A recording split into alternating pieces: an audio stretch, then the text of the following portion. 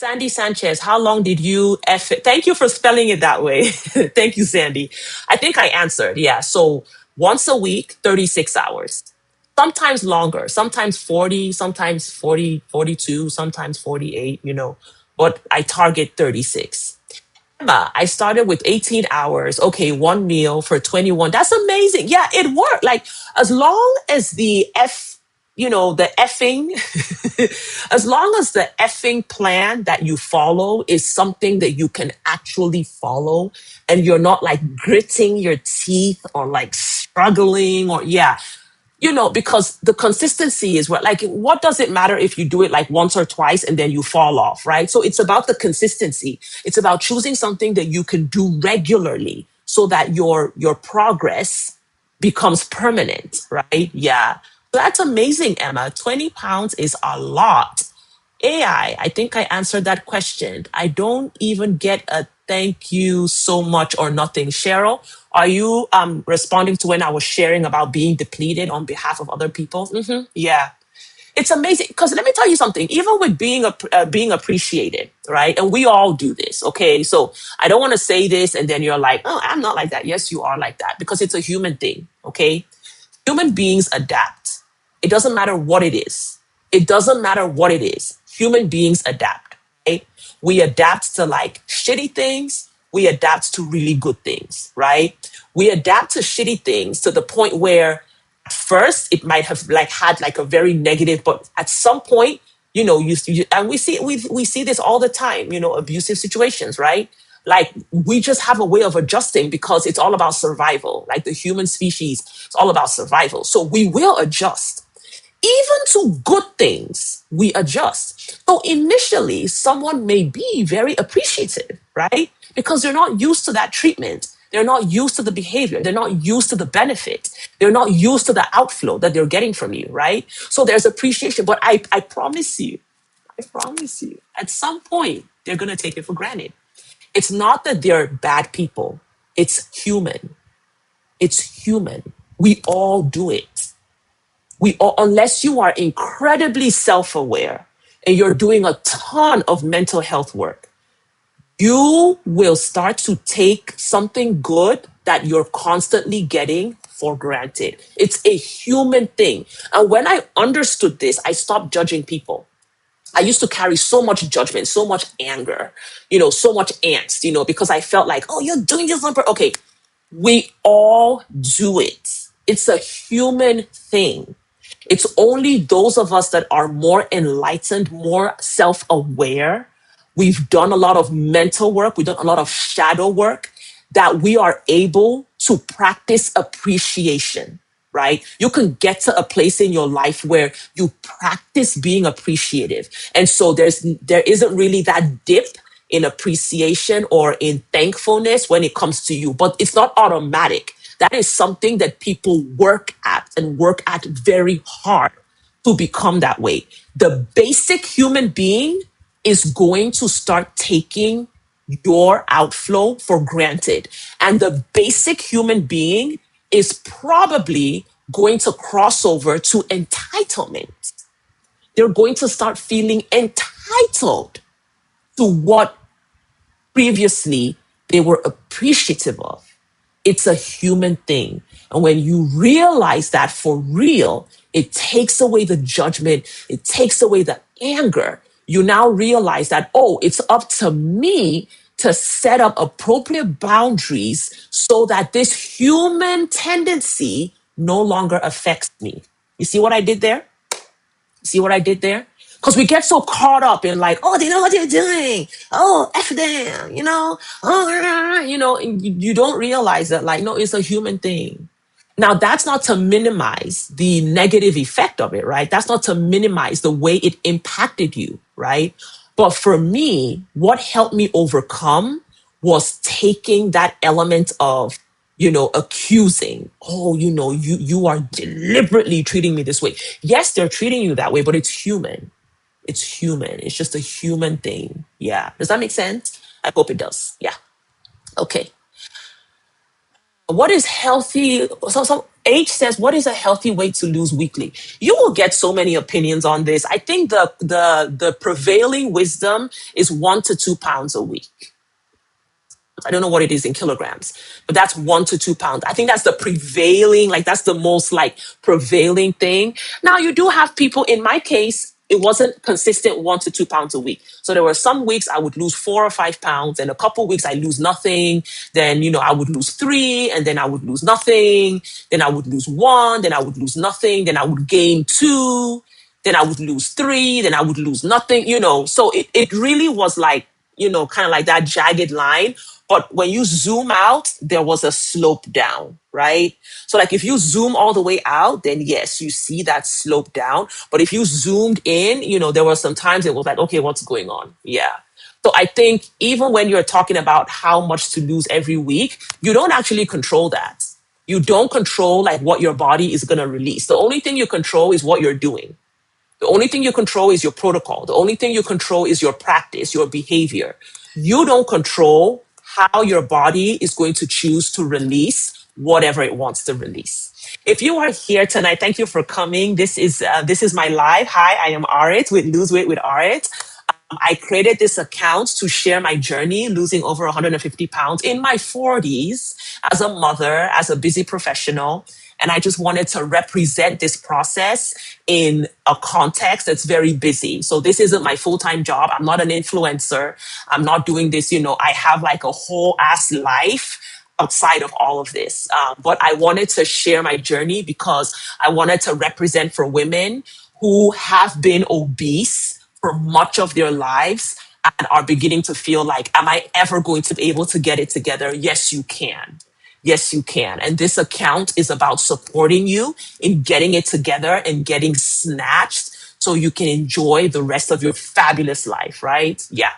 So that's what I'm about, and that's what my life is about. So thank you for being here. Yes, Fida says that's me. Awesome. Thank you for being here. Hi, Brishan. How are you? Sandy, how many calories did you eat in the feeding? Yeah, so I don't count calories. Okay, generally, I don't. I may track them for about a week or two just because I tend to eat the same things over and over again, like on a rotating schedule. So I may track for a couple weeks to get an idea of where I am, but I don't track day to day. However, I will say this. I have never dipped under 2,000 a day. Never. The whole time I lost 150, I never dipped under 2,000. And you know why? You know why? Heavy lifting.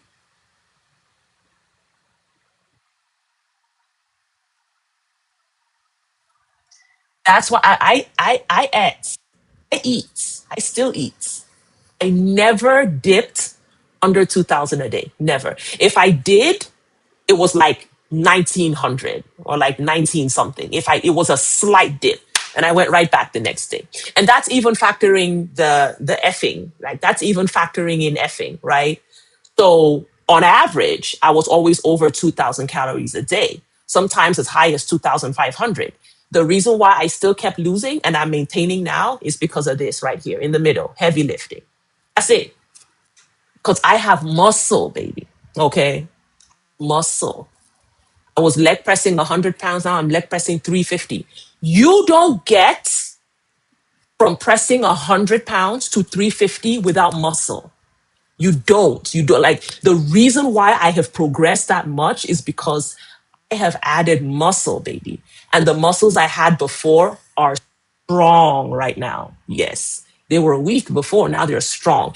And so just on a physiological level, my body is a furnace because I lift heavy. It's a furnace. So I don't need to dip to like 1,200. Like I would be comatose if I was eating 1,200. And I'm not even that tall. I'm 5'8". So I'm not like 6 feet or whatever. So that's the thing. Like I think a lot of people, you end up and then you completely like short your metabolism out. Some of you are like on 1,200, 1,000, and you are barely surviving. And it's so crazy because you will be that low and at some point you will stop losing before you get to goal. So then you're like, okay, what do I do? Do I go down to 800? Like, it's just insane. It's insane how a lot of the diet culture has practically wrecked our bodies. I have a client, I've told this story before. One of my clients, she was at, she was below 1500 and she's 5'7". So she's not even that short, right? In her 40s as well, black woman. And she was under 1500. She was miserable. She had low energy. She was always in a mental fog, because she wasn't getting enough food, but she was so afraid of eating more because she felt like, oh, I'm just going to blow up. She didn't have that much to lose, right? Maybe like 20 pounds, she didn't have that much to lose, but she just felt lethargic. And so she came to me because she was like, all right, I have zero energy. I watch your videos of you in the gym and you're so energetic. You're so strong. I get tired watching, So she was like, I know I don't have a lot to lose, but I still feel very unhealthy. And so when I saw how much she was eating, I thought she was insane. I was like, okay, the first thing we're going to do is we're going to heal your metabolism. Okay. Now, I'm not a medical professional, right? I'm not a medical professional, but I do have certification in fitness and nutrition, right? Certification, but I don't have like a registered dietitian. I'm not a medical professional. So I have to say that. But with all that disclosure, she wants to work with me. Okay. So I said, we're going to heal your metabolism. This is how we're going to do it. Once a week, we are going to increase your calories by 200 to 250 until we get you over 2000. Because right now you're under 1500, which is way too low, right? I told her, I said, over the course of this process, you are going to gain weight and it's going to freak you out. That weight gain is not a bad weight gain. It is your body healing itself. That's what I told her. I said, but you are going to gain weight and you are going to freak out and you're going to think that I'm the worst thing that ever happened to you. I said, if you stick with me, mama, I will get you right. And so that's what we started. So over a period of about 4 to 6 weeks, we stepped her calories up, over the weeks until she was over 2000. She gained 20 pounds. And she was freaking out. She was freaking out. She was like, what have I got myself into? She's been struggling to maintain and even lose a little more. And here she is gaining. But kudos to her. She trusted me. Even though she was freaking out, she was like, all right, I can't deny your results. So I'm going to stick with you. And so when I had her above 2000 for a couple weeks, I didn't drop her calories. I put her on a heavy lifting plan. So I kept her above 2000 and then I put her on a heavy lifting plan. No dieting. She didn't diet. I put her on a heavy lifting plan. She lost that 20 pounds in a few months. No dieting. Above 2000 calories. She couldn't believe she was eating that much. She couldn't believe, because she was so used to restricting. And so she would check and see she still had 350 or 400. She's like, oh my gosh, it's the end of the day. I still, she wasn't used to being able to eat that much food, right? But I put her on a heavy lifting plan 4 days a week. She lost that 20 pounds in months without dieting. So when she saw those results, she was like, okay, Ari, go ahead, take my money. She was like, take my money for life, girl. I ain't going nowhere, So she's one of she's one of my long-term clients now. Yeah. And so my approach is very sensical. Very I use sense. Because for me, it's not about oh, you look snap. I'm thinking about your health.